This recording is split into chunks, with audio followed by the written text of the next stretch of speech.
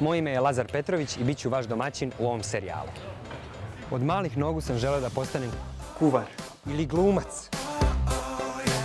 I oduvek je u meni bila borba te dve profesije. Dok nisam shvatio da ta dva kreativna zanata mogu zajedno. Još ako se sve to začini dobrom atmosferom i prirodom, onda je to prava stvar. Zato vas vodim na jedno putovanje Republikom Srpskom, od njenog krajnjeg severa do toplog juga, gde ćemo upoznati maštovite, kreativne i srećne ljude i predele u kojima žive.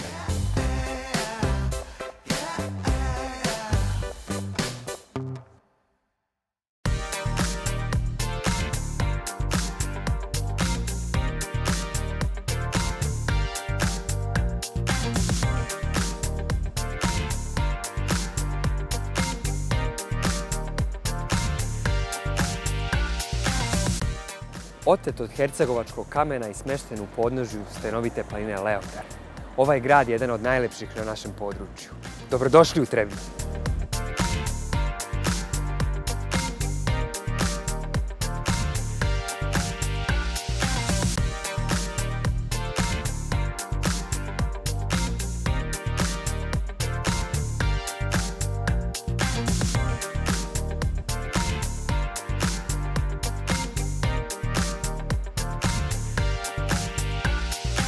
A u centru grada dočekao nas je naš dugogodišnji kolega i dopisnik iz Trebinja, Bojan Nosović. Dobar dan. Dobar dan i dobro nam došli. Pa šta ima u Trebinju?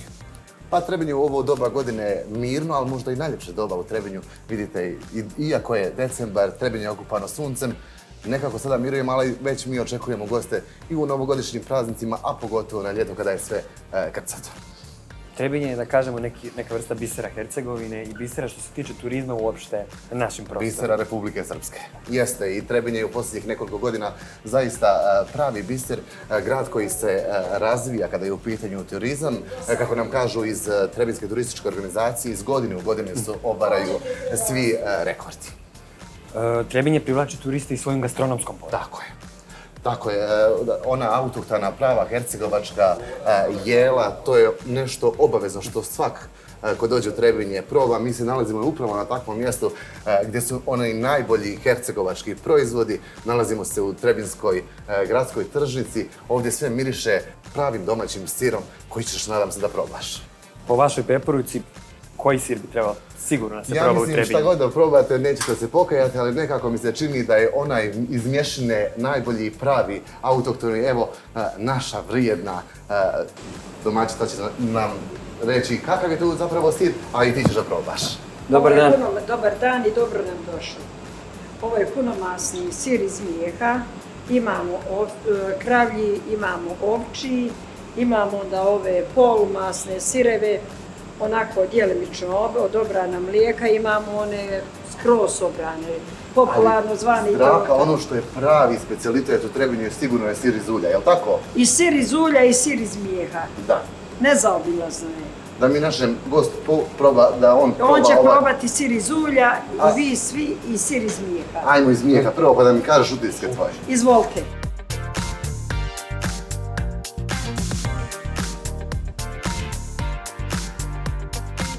O vašoj preporuci, koja je možda vinarija najbolje da se posjeti ovdje? Sigurno da su sva vina u Trebinju dobra.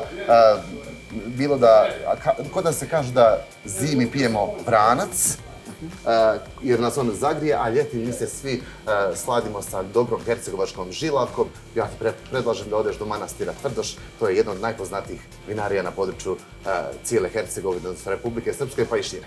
Držim vas za reč. Probat ćeš. Hoću sigurno.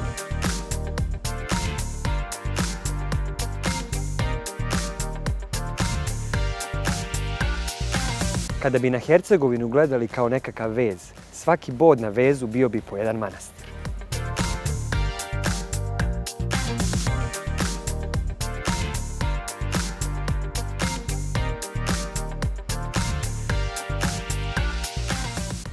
Crkva je u svojoj istoriji 6 puta rušena, obnavljana. Najviše je razaranje doživjela 1667. godine, kada je bio veliki zemljotres Dubrovnika i Stona i tada je crkva i sve pomoćne zgrade oko crkve porušene. Zlatni period manastira je doba Svetog Vasilija. Znamo da je ovdje zamonašen, živio 12 godina u manastiru Tvrdoš. Kao mladić od svojih 16-17 godina je bio od svojih roditelja odveden u manastir Zavala. Tamo je bio njegov stric Serafim Iguman i posle par mjeseci on je došao ovdje u manastir Tvrdoš i ovdje je živio, ovdje je episkop i kao episkop je otišao u Onugo, što je današnji Nikšić.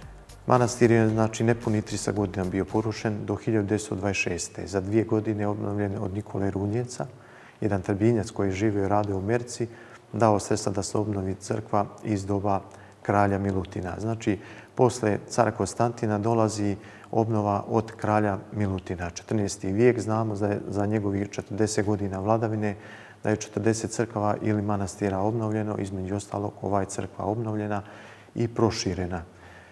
4 kamena stuba se nalaze u crkvi iz doba kralja Milutina i 4 kamena prstena i bogoročno kolo ili amvon što se zove. Možete li mi reći nešto više o freskopisu samog manastira? Od prvobitnog živopisa je sačuvana lik Majke Božije koji se nalazi na stoliću u hramu i ta je freska bila otprilike u ovom hramu kad je ovdje Sveti Vasilije služio i živio. Umjetnici kažu da je od velikog značaja kao od Bijeli anđel u Mileševi, tako da je i ova lik Majke Božije, a to je jedno od čuda Majke Božije da je 1999. godine neki 15 metara van crkve pronađena. Kad su se Mlečani ispred Turaka povlačili, na 6 dijelova manastira su postavili dinamit i ovu crkvu podigli u vazduh. Da je ta freska sa tom kamena je odletila i nađena je, znači nepuni 300 godina je bila u zemlji u ruševinama i sada kako vidi se ona je tako nađena. I lik Milice Rakić, djeteta koje je 1999. godine u NATO bombardovanju poginulo u Batajnici i to je jedina freska zadnjih 10 godina bila, ali kasnije se počela da se oslikava i to je vladika Atanasije insistirao i što je rijetkost je da je on rekao NATO latiničnim slovima da se napiše. Sve je znači ćirilično, a samo je to NATO da se zna od koga je dijete nastradalo. Manastir Tvrdoš ima i svoje posjede. Šta se sve uzgaja na tim posjedima? Pa u ljetopisu manastirskom je zapisano da su manastirske izbe bile ispunjene vino. Znači manastir je proizvodio vino. Imao svoje posjede vinograda i otac Sava je 2003. godine odlučio da se proširi vinograd i tada je bilo mali vinograd vladika Atanasije. Poslije rata ovog građanskog 96. 7. je pored manastira podigao jedan mali vinograd i onda je otac Sava zajedno sa vladikom Grigorijem odlučio da se proširi vinograd i danas manastir posjeduje oko 300 hektara pod vinovom lozom. 2006. godine osnovala se i vinarija manastira Tvrdoš gdje izvozimo vina po čitavom svijetu i daleko poznata vina manastira Tvrdoš.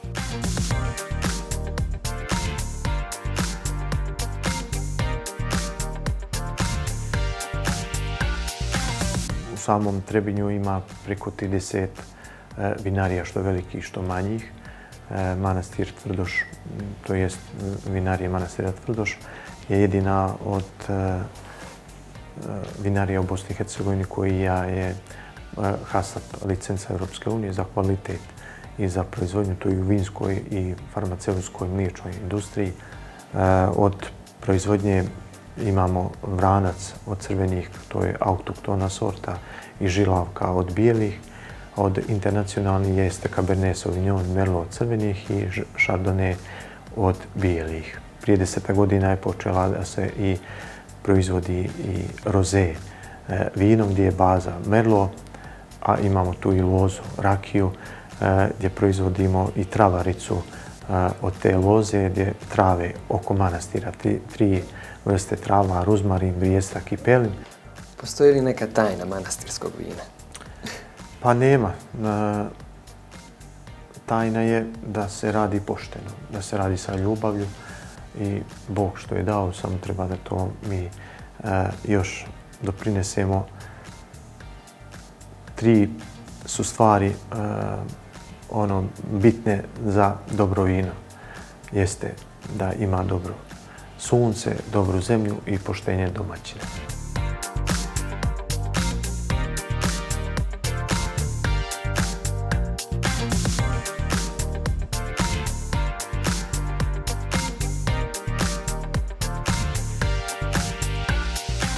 Rođen u hercegovačkom Kršu, zamonašio se u manastiru Tvrdoš, a na mestu njegove rodne kuće podignut je manastir.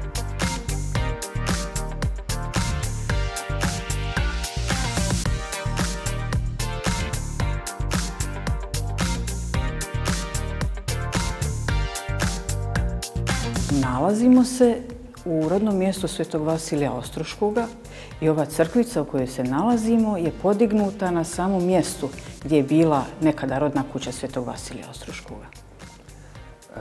Kada je crkva ova podignuta i vidim da i dalje, tako reći, nije završena, odnosno da su radovi dalje u toku? Crkva je započeta sa izgradnjom 1989. godine, a završena je i osveštana tek 1998. godine od strane episkopa Zahumsko-hercegovačkoga Atanasija. Da, i kao što vidite, oslikavanje jeste u toku, započeto je 2016. pa je rađeno povremeno, a evo sad, Bogu hvala, nekako završavamo to, ako Bog da bit će završeno sljedeće godine. I vi sami učestvujete u oslikavanju? Ima nas nekoliko koji učestvujemo u oslikavanju ukrašavanju ovoga hrama. Koji je značaj Vasilija Ostroškog u Srpskoj pravoslavnoj crkvi? Sveti Vasilije Ostroški je nakon Svetoga Save zaista veliki svetitelj u srpskom narodu. Prvo što je on najveći čudotvorac kod Srba. Stvarno, mnogi Srbi, ne samo Srbi, već i druge nacije dolaze da mu se pokloni, da mu se pomole za razne potrebe. Vidimo ovdje u hramu se nalaze i mošti. Čije su to mošti? Jeste, ovo su mošti majke Svetog Vasilija, Svete Ane, Anastasije. Ona je inače bila sahranjena dole na seoskom groblju i njezine mošti su izvađene, obretene ove godine 8. maja, znači nekoliko dana pred praznik Svetog Vasilija Ostroškoga. Također, kada sam ulazio ovdje u hram, video sam jedno veliko stablo koje se nalazi ispred.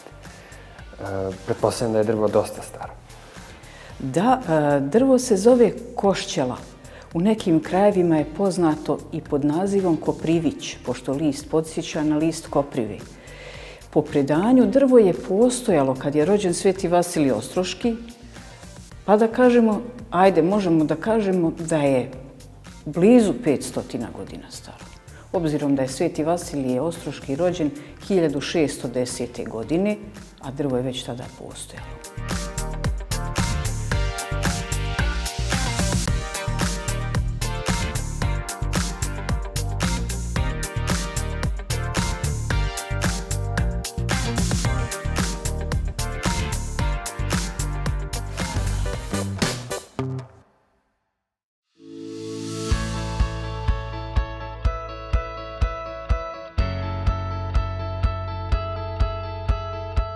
Nalazimo se u kuhinji u centru Trebinja, odnosno u Starom gradu, u tradicionalnom restoranu Kolo. Dobar dan. Dobar dan i vama i vašim gledalcima. Šta ćemo mi to danas praviti?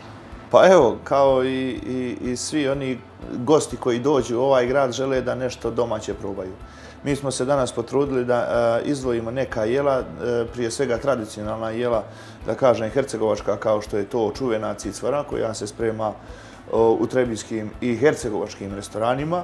I dodali smo još jedno da bude bogato i kvalitetno jelo čuvenog kuvara Miće Stojanovića Karađorđeva šnicla. Šta nam je potrebno sve od sastojaka? Tu su nam neophodna po mogućnosti što više vrsta kajmaka. Imamo mladi kajmak, imamo uzreli kajmak i kajmak iz mješine. Tu su brašna od heljde, ražano brašno i kukuruzno brašno. Za cicvaru nam je neophodan da uspijemo koliko kajmaka, toliko i vode. Stavljamo domaći kajmak, sve 3 vrste kajmaka stavljamo da se sjedini sa vodom i to ćemo nakon par minuta vrenja da napravimo kompaktnu smjesu koja će fermentacijom da odradi svoje, što bi rekli, u ovoj širmi. Sada ćemo pristupiti miješanju, jer cicvara je bukvalno jelo koje zahtijeva pažnju. Lagana vatra, ne smije da bude prejaka vatra, da ne bi prigorilo, pošto su u pitanju žitarice koje imamo, koje lako zagorijevaju. Dok čekamo cicvaru da se ugreje, tako i kajmak da se istopi, možemo pristupiti pripremanju Karađorđeve, zar ne? Tako je. Karađorđeva, baza Karađorđeve, to jest sirovina, jeste svinjski laskare ili svinjski file.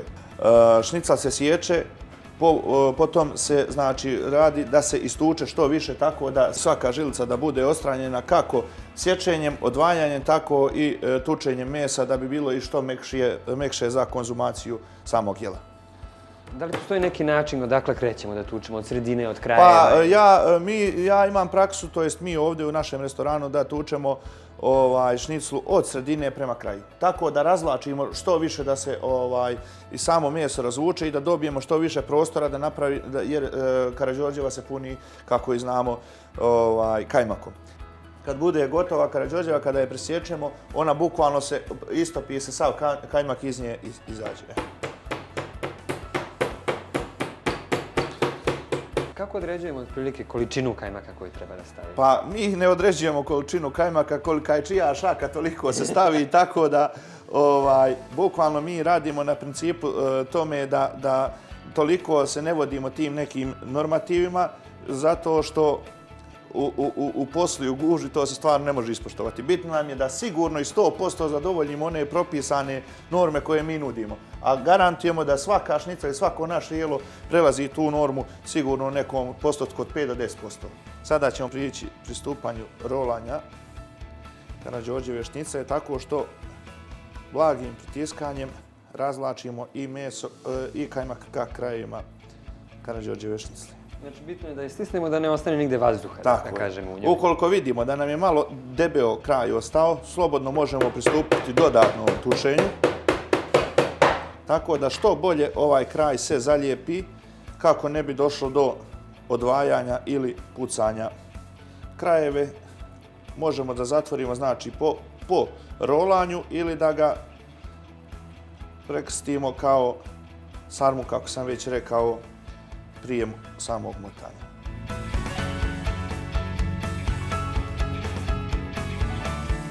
Nakon što nam se smjesa sjedinila, to jest kajmak sa vodom, možemo pristupiti i postepenom sipanju brašna. Ja bih tebe zamolio da ti budeš mi desna ruka, što bi rekli, u tom poslu. Evo vidimo, već vrenje polako smanjuje, a mi ćemo smanjiti i vatru. Bitno je polako da dodajemo da se ne bi stvorile grudljice, zar ne? Tako je, razbije se. Ovo bukvalno nije onaj tip pravljenja kao puding, ono se tokom svog fermentisanja razbije i sjedini se sva smješa, što ćemo vidjeti na kraju. Cicvaru radimo, što bi rekli, domaćice su to radili oduka, jer kad je cicvara nastala, tad nije bilo ni vage ni norme. Što slabija vatra i polako da je mešamo. Što laganija vatra i polako miješanje. Evo vidiš kako se svaka bukvalno, evo već maslo, jer ovo kažu svi ulje. Ovo nije ulje, ovo je maslo.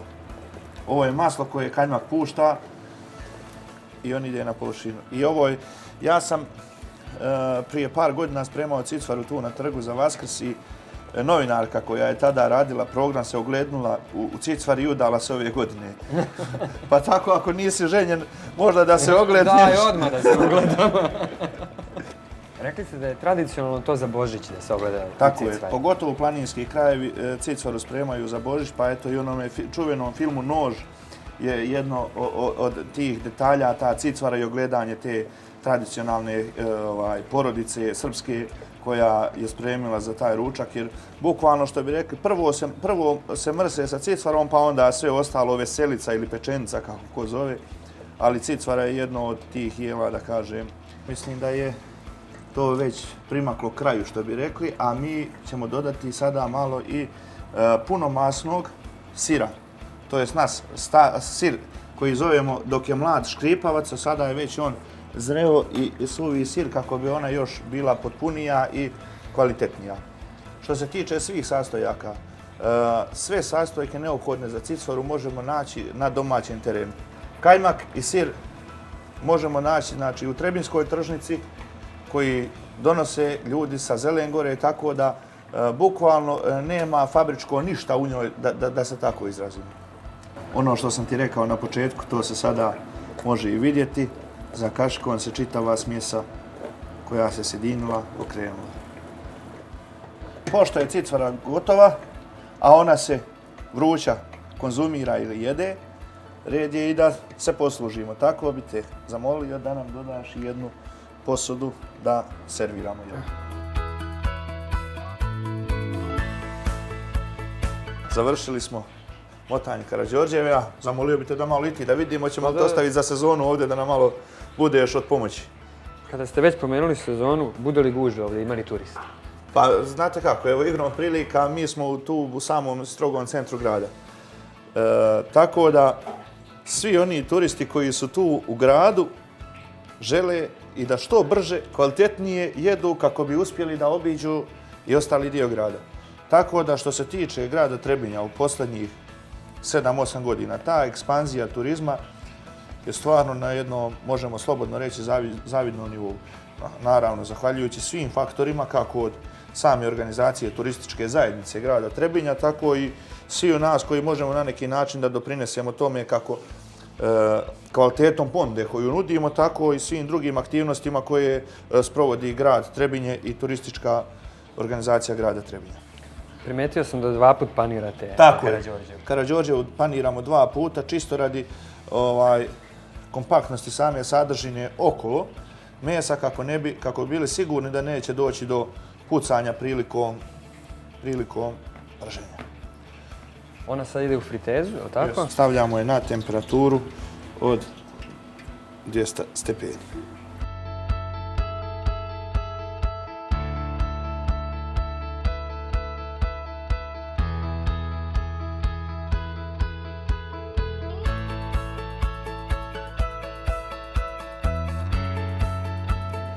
Restoran se zove Kolo, zar ne? Da li ima neka poveznica zašto se baš zove Kolo? Pa evo da kažemo, kolo je jedan predmet ili ti ga krug, kako ćemo ga nazvati, koji nikad ne staje. A želja nam je bila da ovo traje. S druge strane, ja sam u Kulturno-umjetničkom društvu Alat iz Trebinja od samog, bukvalno svog djetinjstva, nekih 22 godine kao aktivan igrač i član toga društva. A s druge strane, Trebinje je poznato i po starinskom nazivu Dolapi ili ti ga Kova, koja su služila i dan danas služe za navodnjavanje svih hercegovačkih polja, trebinjskih polja ovdje u okolini našeg grada. I oni su dužni niz rijeku Trebišnicu, tako da smo spojili i ono gdje sam i ono odakle sam. Kolo kao igra i kolo kao trebinjsko kolo za navodnjavanje. Često imate dosta stranaca, zar ne? Tako Trebinje posjećuju stranci. Stranci su naravno prisutni gosti koji su, moram reći, dobro informisani o našem terenu i o mjestu gdje dolaze, tako da oni pretežno traže ona tradicionalna jela, tradicionalna domaća pića, pa čak i lokalna piva. Mi kao izdvojeni neki naš proizvod nudimo tu Karađorđevu šniclu, teletinu ispod sača, jagnjetinu kuvanu koju donosimo sa našeg imanja. Naravno, i sve ove proizvode sam već rekao da se trudimo da to bude koliko možemo naći na tržištu domaći. Naš moto je ono što mi ne bi jeli da ne damo nikome i mislim da je to ključ uspjeha u bilo kom poslu. Šta ste mi rekli uz Karađorđevu najbolje? Pa po mene ajvar ili tartar sos. A ja ću uzeti vitaminki najvar po vašoj preporuci.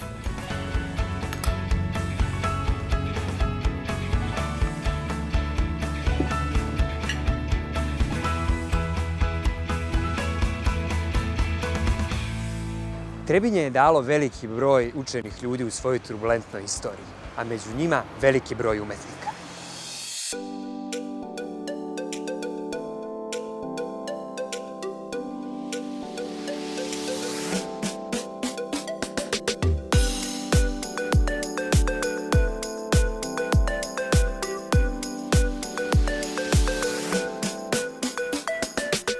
Nalazimo se u galeriji Bokić. Dobar dan. Dobar dan, dobrodošli. Ovdje vidimo deo vašeg životnog opusa. Možete li mi reći kako je sve krenulo i da li se sjećate svoje prve skulpture ili slike? A moja prva skulptura bio je autoportret. Što izgleda svi tako rade da vide može li dalje. A ja sam počeo 1959. Zamislite koliko godina, 90. sada. Od toga autoportreta otišao sam u stvaralaštvo, tako klasiku, pa sam mijenjao sve, ali dobio sam ponudu u Mostarsko pozorište lutkara, pa sam otišao tamo, radio te lutke, skice i scenografije, kostumografije, piše, sve što je trebalo za pozorište. Fin kolektiv bio, dobro smo se slagali i tako dalje. Onda sam kasnije od te klasike i ovih raznih stilova promijenio stil i otišao malo u moderno, apstraktno, klasično. Tako da sam imao izložbe po cijelom Evropi, naravno po gradovima velikim, Parizu, Berlinu i Bad Mergentheimu. Čudo je bilo tako da sam prihvaćen bio sad posle ovoga ratnog vihora. Imao sam jedno 15-ak izložba po evropskim gradovima. A možete li mi reći šta vas tera i dalje, odnosno kako to da u 10. deceniji i dalje stvarate? Pa to je navika, jer ko navikne da radi, on ne mora da leži. I kad leži, razmišlja o tome. Tako je i kod mene. Znači, navika je rada, a ja volim da radim i radim i danas. Stvaralačka strana je, sve je u redu neka vrsta umjetnosti, ali stvaralačka strana, da nešto novo stvaraš, potrebna je mašta, fantazija. Znači, ako to nemate, neće biti dobro djelo. Evo, to je to. Ovoliko još ima po svijetu. Svuda. Na našim prostorima i dalje. Ima po cijelom svijetu. Znači, igra prirode je čudo. Čudo jedno, ali eto. Ova je skulptura nastala posle ove zlobe ovoga crnoga rata koji sam ja stradao. U Mostaru mi je ukradeno 27 velikih i onih najboljih skulptura koje su nuđene za otkup, i to u Čikagu i princ Tajlanda, on tražio jednu, nisam mu dao. Gadafova ćerka, ona žena tražila jednu, nisam joj dao. I sve su to pokupili i ukrali mi. Galeriju ste isto vi, da kažem, dizajnirali. A ja sam je ozidao, ja sam i šalovo, i ovaj luk i sve pravio. Kompletnu galeriju sam ja zidao i pravio. Čak i idejno rješenje dao.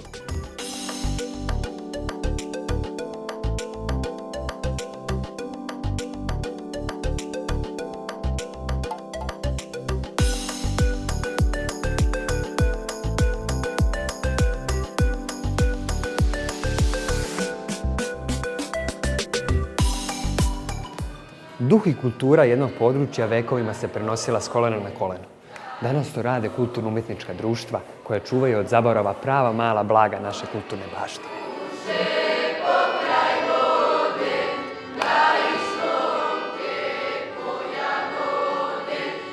Gradsko kulturno-umjetničko društvo Alat nastaje 1956. godine na inicijativu igrača tada prvih, odnosno radnika u industriji alata Trebinje. Kao što nosimo već dugi niz godina, preko 60 godina nosimo to ime i nikada nismo iskreno poželjeli da ga promijenimo. Za vrijeme nekog našeg postojanja prošlo je preko 3000 članova kroz Gradsko kulturno-umjetničko društvo Alat. Sada brojimo između 400 i 500 članova, što iskreno nije mali broj, treba ih sve držati na okupu. Imamo od nekih najmlađih od 4,5 godine pa do, ne znam, preko 60 godina. Pretpostavljam da dosta i nastupate. Naravno. Mi zaista jako puno nastupamo. Iza nas je uspješan godišnji koncert koji svake godine priredimo za vrijeme kada obilježavamo našu krsnu slavu Svetog Arhangela Mihajla. Naravno i učestvujemo i na božićnim koncertima koji se organizuju širom Republike Srpske, ne samo u gradu Trebinju, nego i okolnim opštinama i gradovima. Koliko su bitna kulturno-umjetnička društva za očuvanje naše tradicije na ovim prostorima? Iskreno, jako su bitna i jako je bitno da male ove mlade generacije, odnosno mlade naraštaje, učimo šta je to kultura i tradicija.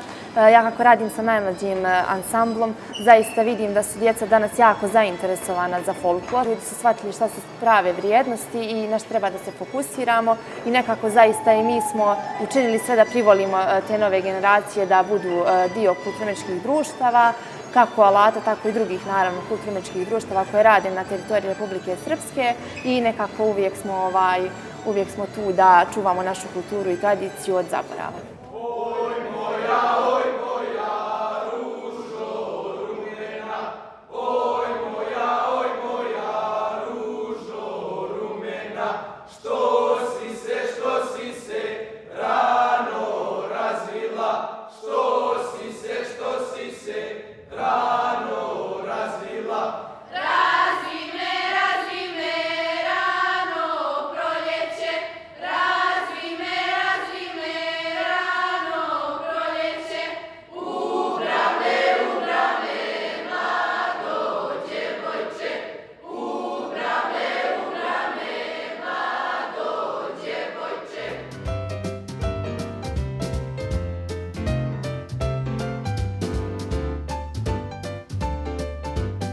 Korak po korak popeli smo se do Hercegovačke Gračanice, a sada ćemo popiti jedan prirodni sok kap po kap i uživati u prelepom pogledu.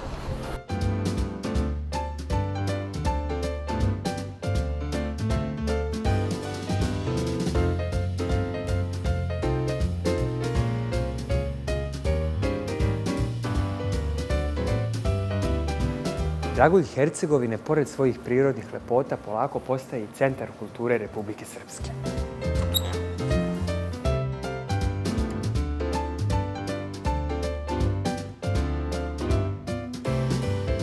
Trebinje kao grad je poznato po svojoj pozorišnoj tradiciji već duži niz godina. Možemo kažemo i decenijama, zar ne? Da.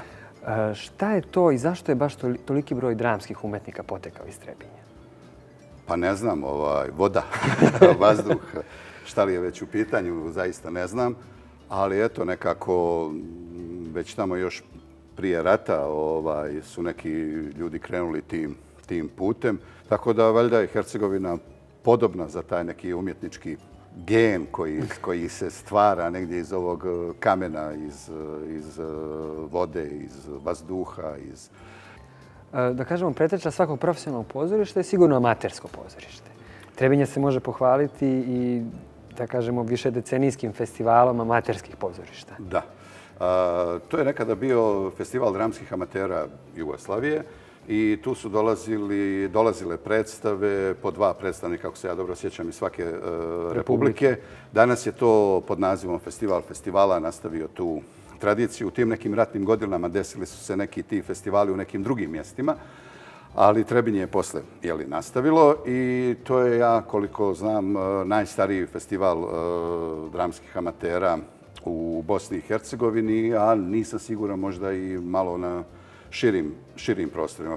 Amaterska scena je eto nešto što ima taj neki svoj dugački kontinuitet.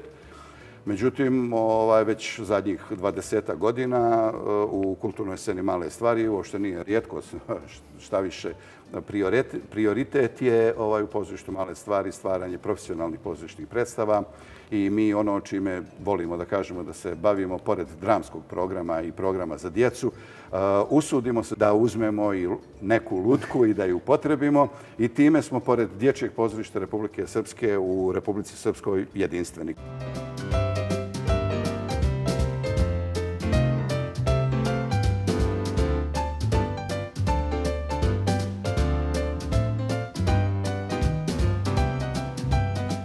Nemoguće je staviti u jednu epizodu sve što Trebinje ima da ponudi. Zato vas pozivam da ga lično posjetite. A mi se vidimo za 7 dana na nekoj novoj lokaciji.